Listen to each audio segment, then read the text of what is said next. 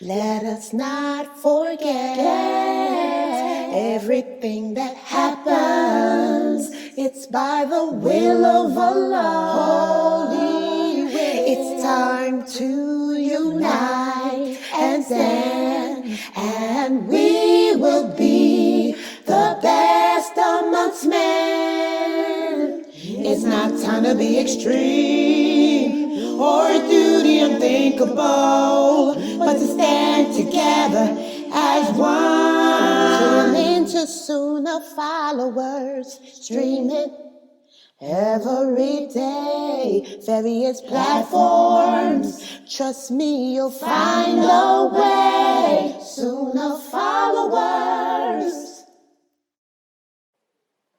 you will make it through. The Fitra is awake in you. With Quran and Sunnah by your side, here's a place where it will thrive. You will make it through. You will make it through. The Fitra is awake in you. With Quran and Sunnah on his side, here's a place where it will thrive. You will make it through. With Quran and Sunnah on his side, here's a place where it will thrive. You will make it through. Alhamdulillah, wa salat, wa salam ala wa rasulullah. I want to welcome everybody to the first class for today, and this is our class of Aqidah. And for this class, we're speaking about how the fitra has been awakened for all of us. And now what we're going to do, and by the way, I got the wrong background. I'm sorry. Y'all don't know how stressful this has been. I didn't freeze, did I? I'm trying not to freeze up. Okay. All right. Sorry. There we go. Oh, wait a minute. Hold up. I'm sorry. Yeah. Wait a minute. Okay. And this part too. Got to be color coordinated. Everything has to be professional. All right. Like I was saying, this class is so important because since our hearts have been, the fitra has been a... Come on, people, don't text me. Since the fitra has been awakened in everybody's heart right now, the jihad or the struggle has begun to try to keep that light ignited as we go about, our daily lives, continuing to get closer to Allah, staying away from the things he commanded us to stay away from and doing what he's commanded. And before I start the class, I got a question here. Yes, sister, go ahead and ask your question again. It sounds like it's a good question. That's why I wanted her to ask it live. Go ahead.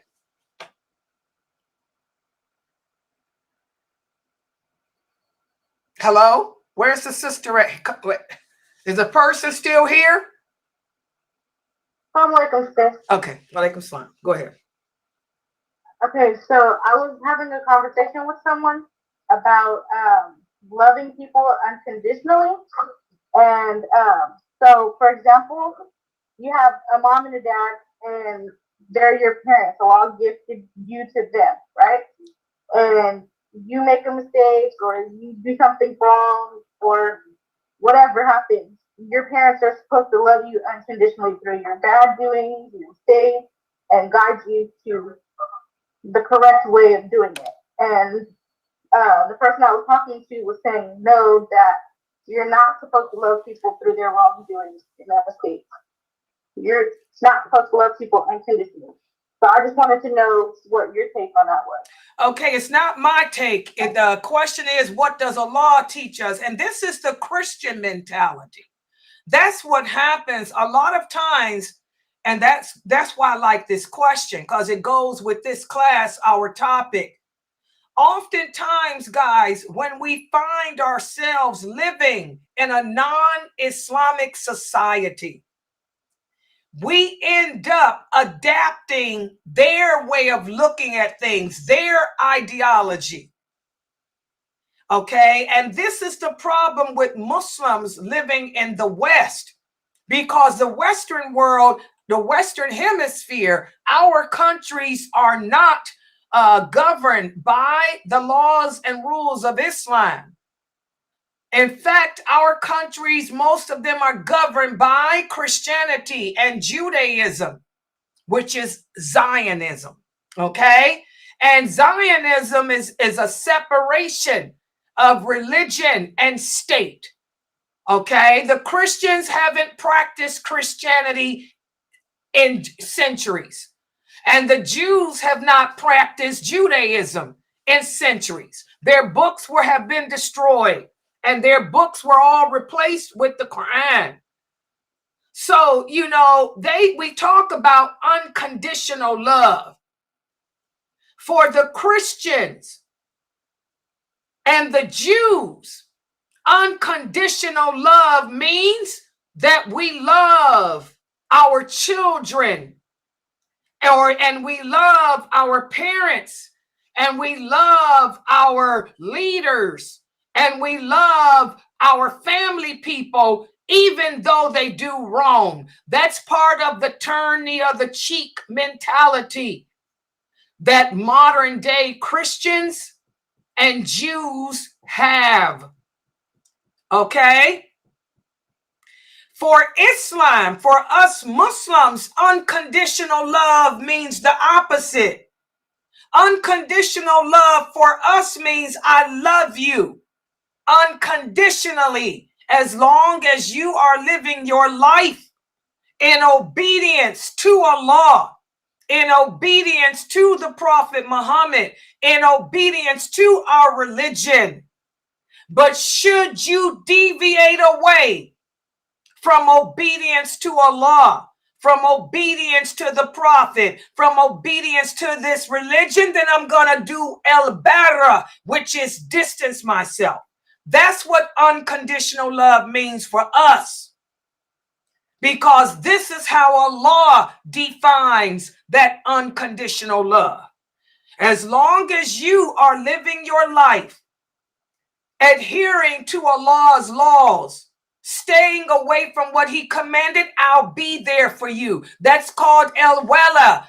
My allegiance is to Allah, to the Prophet, to the religion, and all the people who follow it. As long as you are doing what you're supposed to do, I'll be there to help you. I'll be there to support you. I'll be there to even pick you up when I see you falling down. I'll do everything in my power to prevent you from destroying yourself. But once you transgress, once you go get to that place of self-destruction, and there's no coming back for you, then I'm going to wipe my hands and distance myself. Do you understand? So that's what Allah says unconditional love is. So when you guys are seeking answers about this religion, don't ask anybody's personal take, because our personal opinions don't mean nothing. Ask the people, what does Allah say? What did the Prophet Muhammad say about unconditional love? And that's what Allah says. Allah says, when we declare La ilaha illallah, Muhammadur Rasulullah, we are declaring that my allegiance is to all Muslims, as long as they are adhering to this religion. I'm going to enjoin the good and forbid the evil. If I see you doing something wrong, if I see that you're not praying, if I see that you're not wearing hijab, I'm going to approach you and try to win you back over. But when you stand there and tell me I'm done, I don't believe that wearing the hijab is an obligation, I'm going to wipe my hands and distance myself. So does that answer your question, sister? We do not support people who sin. That's what Christians teach, especially Catholics. From what I was told, that is a very Catholic way of thinking. The Catholics believe that. We're not Catholics. We're not Christians. We are people who submit to Allah, not to the Pope, not to no statue. So I want everybody to take heed to this answer. Do not allow the ideas of the West to influence your Islamic ideas, your Islamic values. Don't get it twisted. Unconditional love is good, but we will back off if you transgress the limits. And Allah knows best. Does that answer the question for you, sister? Yes, but also, how do I know when I've reached that limit with someone? If they tell you that they get out of their face, if I tell you get the heck out my face, you don't tell me what to do. I ain't gonna wear no hijab. Get out of my face. Then that's when you say I did my job. Allah says in the Quran, turn away from ignorant people. So now the person is combative. The person is telling you they don't want you telling them nothing no more. They tell you, get out of my face, back away. I ain't into that. Then you say, okay, I did my job. You walk away and you distance yourself. You tell that person when you walk away, well, don't call me no more. Until you start practicing your deen, until you change your evil ways, don't call me. That's what you tell them, because in Islam, we're not cowards either. We're straight up people. The people have become cowardly now. But as Muslims, we're supposed to be strong and fearless. So if the person starts telling you to get out of their face, don't bring that crap to me no more. You look them in the eye and say, okay, I did my job, but I'm letting you know, until you stop dealing in your drugs, until you stop having sex, or until you stop not wearing hijab, I'm distancing myself. Don't call me. And you walk away. You understand? It takes common sense. You know when a person doesn't want to be bothered with you no more. You just say okay and back away. That's it. Don't ask me no more. And I ain't going to deal with you until you get it right. You got it? Yeah, thank you. Yeah, this religion is easy. Islam is not hard as we make it out to be. But what happens is we get it twisted, living in a Christian, Judeo-Christian, Zionist society. Very crazy. All right, so I like that question because it goes hand in hand with what I'm teaching here. Today, what we're going to do, we're going to continue. We're continuing with the book, Diluting El-Wela Wel-Bara. We'll begin with page 82, 182. And we'll be covering pages 182 to 184. Because what Sheikh Kareem speaks about in this section is how to implement allegiance and distancing when it comes to making decisions about money, making decisions about what the sister here was asking, choosing friends, choosing people to surround yourself with. So let me put the PowerPoint up on the screen. Give me a second. And by the way, guys, Sheikh Saud of AMJA, the American Muslim Jurists Association. He's one of the scholars of the American Ulama. The American Ulama. He will be resuming his class tonight at 6:45 p.m. So right after this class, no, not 6:45, at 7:45. I forget he's in Texas, which is Central Time. At 7:45 p.m. and it'll be every Thursday. It'll be Understanding the Quran with Sheikh Saud. It's really a pleasure to have a person of his caliber, because he is a real scholar of the American Ulama. You know, it's a pleasure having him here to teach. So that's going to be at 7:45. But for now, let me take this stuff down. Did I do it right? Yeah, okay, here. Okay, there it is. Let me make it a little bit larger. I can move this out the way. Go here and click here. Okay, so today what we're going to do is speak about how to embrace allegiance and disassociation when it comes to making decisions in regards to financial things and also friendships. Remember, since our fitra has been awakened, Allah is going to test us. He's going to put us in situations which we're going to have to make choices.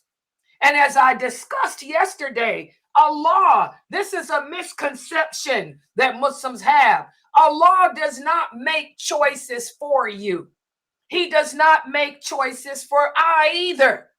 We make our own choices in life. It's just that He knows what they're going to be. He'll put us in different situations just to see what we choose, even though He knows what we're going to choose. And then on the day of judgment, He's going to have the angels read all our choices back to us. And we cannot blame anyone but ourselves for the choices we made. So, again, embracing allegiance and disassociation and decision making, as we discussed yesterday, is a transformative process where the soul consciously applies the principles of allegiance and disassociation to shape their choices and actions. And in order to make the right actions and the right choices, we're going to have to, number one, prioritize obedience to Allah. Make obedience to Allah our priority, not obedience to your father, not obedience to your brother, not obedience to your husband. Obedience to Allah must be first. That's the priority. Before you decide on anything, you have to ask yourself, is this something that Allah allowed me to do? Does Allah view what this thing is to be unlawful or not? Don't ask, does your parents like it? Is this something that my mother would like? Is this something that my father would like? Is this something that my husband would like? We don't ask those type of questions. Instead, it should be, is it something that Allah would like for me to do? So thus, whatever the decision is, you're basing it on is Allah's Islamic values, not man's. And that applies when it comes to choosing friends too. Even when it comes to choosing people to surround ourselves with, you don't ask, would your husband like you to be friends with this person? Would your mother like for you to be friends with this person? No. Ask, what would Allah say about your relationship with this person? Is this a relationship that Allah would approve? Listen to what the Prophet sallallahu alaihi wasallam said. He said, a person is upon the religion of his best friend. So let yourself look at who you choose to be your friend.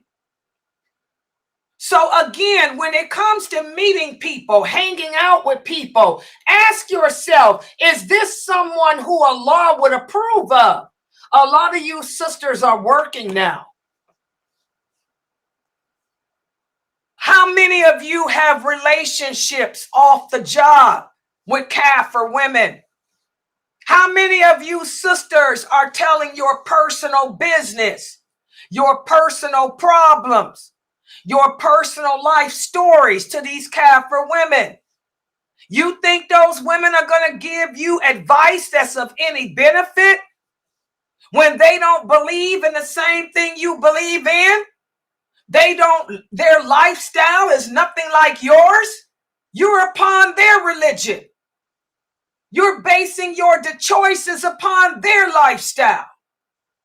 So again, we have to look at allegiance and disassociation in all matters, including, choosing friends, especially friends, because a person is influenced by whatever religion or whatever way of life your friends are upon.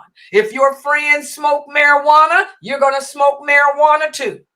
If your friends are having sex out of wedlock, so will you. Your friends got girlfriend and boyfriends, so will you. So as Muslims, we're supposed to surround ourselves with like-minded believers like us who are upholding the principles of Islam. That's what we're supposed to do. But if I were to go around the room and ask you who your best friend is, most of you would say your best friend is a kafir. And that's sad. So let's take a look at the first scenario that Sheikh Kareem Abu Zayd puts in this chapter. Here's the scenario.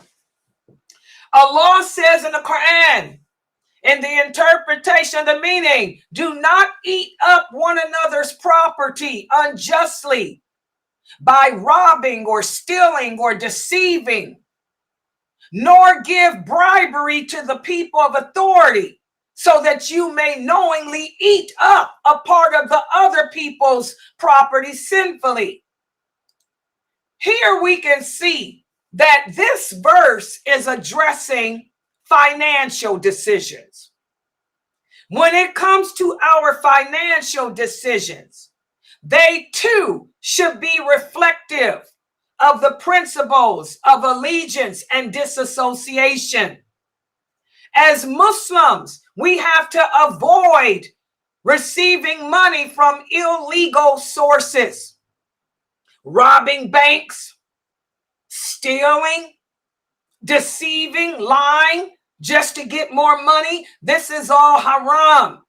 Also usury, interest, exploitation. All of this stuff is haram. This is unlawful means. Allah forbids us from making decisions to take money from unlawful sources. Everybody understand that? So this verse highlights the significance of making sure that when it comes to our financial dealings, that all our decisions are in accordance with allegiance and disassociation. One of my relatives called me last week, complaining to me about how she has to move. And it just don't make no sense that I'm paying $2,000 a month rent to somebody and it ain't even my place. I'm like, what? That ain't my problem. That's your business. Who cares? Well, I should be able to buy a house. I should be able to buy a house. I said, you got money to pay for a house? No. So why you want to buy a house? Because even if you buy a house, it ain't yours until you pay off the interest from the bank. So you still going to be paying $2,000 a month rent to a bank. And if you miss one payment, they're going to take your house from you. What's the difference? You renting. Even when you buy a house, you're renting unless you paying cash for it, the whole amount. Then the person says, well, you should co-sign for me. I don't co-sign for you. If I don't live in a house, I pay rent too. So what? Your rent is $1,800. My rent is $1,500. What's the difference? Your rent is $2,000. Mine is $1,500. So what? I ain't got to own no house with the bank to be happy. I'm happy in my little bitty apartment. The person got to complaining more and more. I said, that's your problem. I'm getting off the phone because to you be your deeds and to me be mine. Assalamu alaikum. And I hung up the phone. You know, don't try to tempt me into buying no house. You know, it's haram. It would be a haram. I wouldn't live in it and be happy. I'd live in it and be miserable because it's the same situation. Except I got to stay in that house for 30 years, which I ain't even guaranteed that I'm going to wake up tomorrow. And if I die owing that debt of interest, my soul will be in between the two worlds. Are you out your mind? You can take your problems on to the Lord. Layla ain't nobody's Lord. Hello? So we have to adhere to the Islamic values of honesty, integrity, fairness when it comes to financial matters. And don't allow anyone, not our children, not our parents, or anyone else to cause us to transgress the laws of Allah. All right? Everybody understand that. Also, when it comes to embracing allegiance and disassociation in decision making, it takes courage, guys. And you, just like I had to remain strong with this person, the relative that called me crying and throwing a hissy fit, thinking I'm supposed to go and co-sign for this idiot to buy a house. I got courage. I didn't back down. I didn't let this person try to appeal to my sympathy. Remember, sympathy is what causes us to transgress the limits. I am not a sympathetic person. I'm an empathetic person. If you come to me seeking sympathy, you ain't gonna get it. And when that person realized they couldn't get the sympathy, then that's when they started to blame, the guilt. Blaming you. You're the reason why nothing ever works out for me. You're the reason why I got a bad life. You're the reason why I sat there. That didn't impact me either. I said, I ain't the reason for nothing, baby. I brought you in the world. That's it. I didn't even have control over that. The Lord decreed for you to be born, not me. So the blame and pity don't work. So when it comes to embracing decision making, you're gonna have to have courage, guys, because Shaitan will try every which way but loose, to try to get you to renege in your commitment to Allah. Society norms, family, personal desires, that stuff will play with you.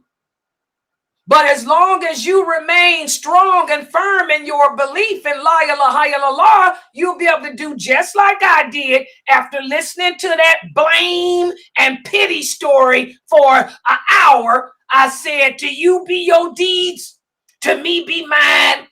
Assalamu alaikum, and hung it up. Okay?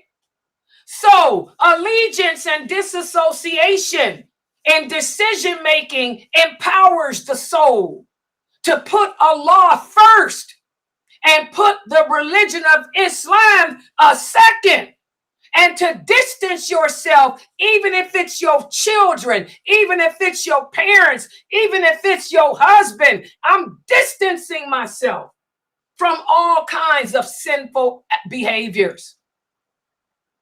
So the Quran and the Sunnah, I keep telling y'all, what are the two sources of Islam?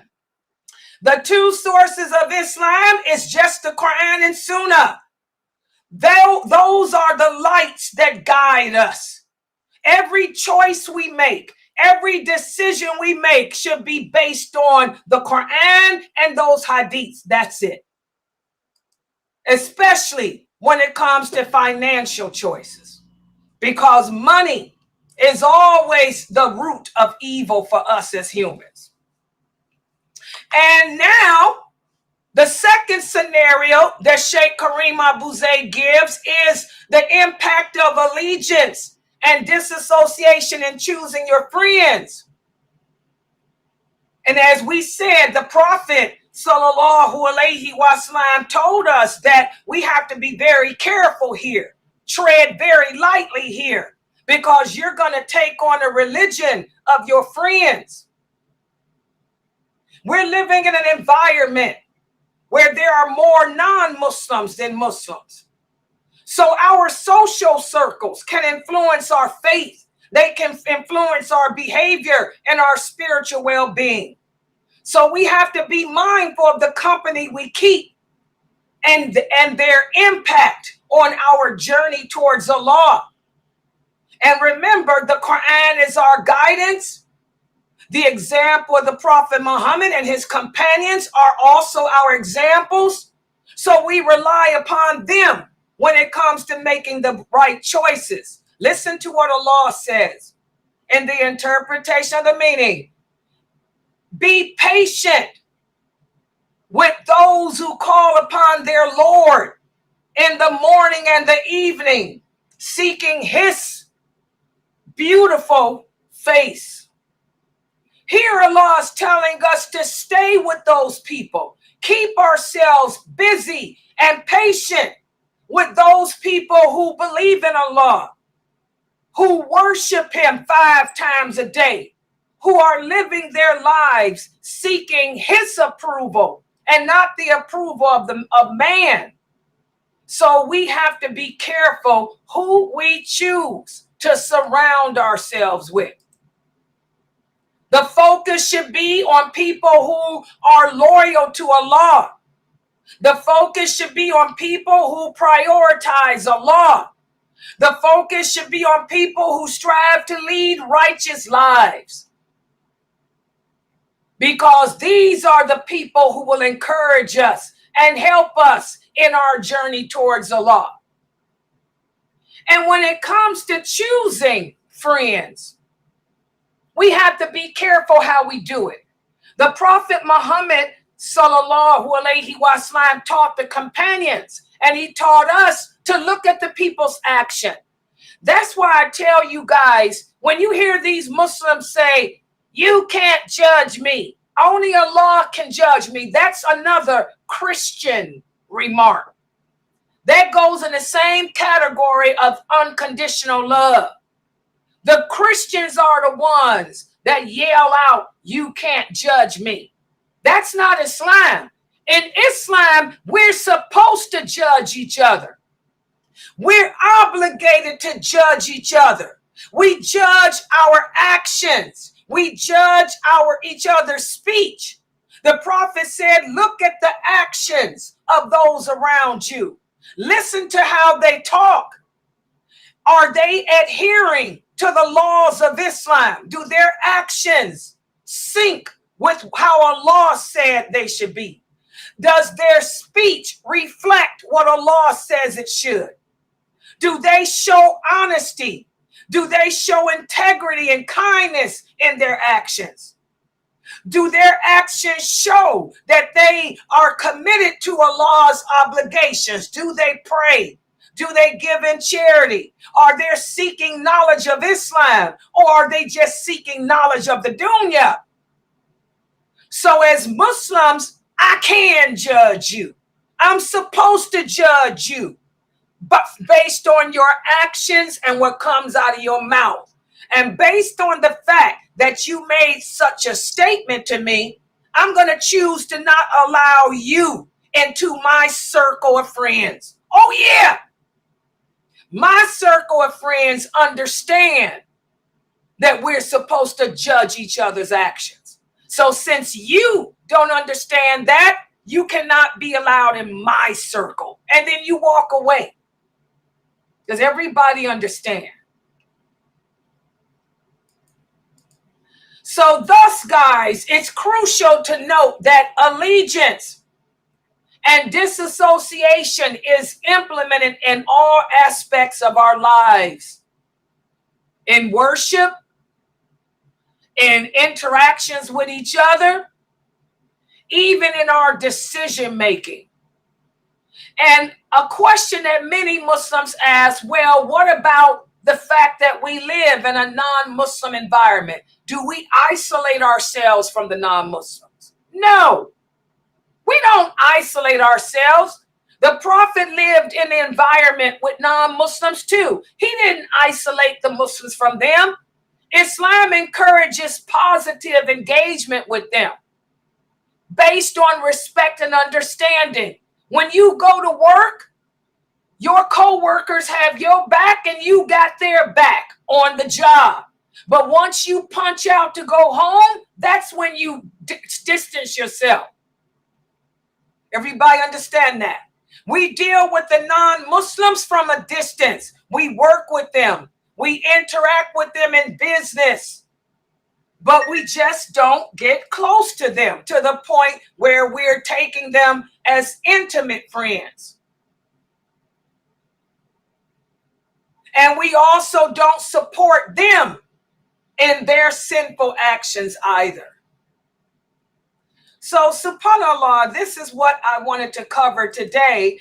This is pages 182 through 184. And I told you guys yesterday, this is going to be my second favorite chapter of this book, because in this book, in this chapter, Sheikh Kareem, what he's done is he's given scenarios or different situations which will entail making the proper decisions, making the proper choices in order to maintain and keep our fitra ignited.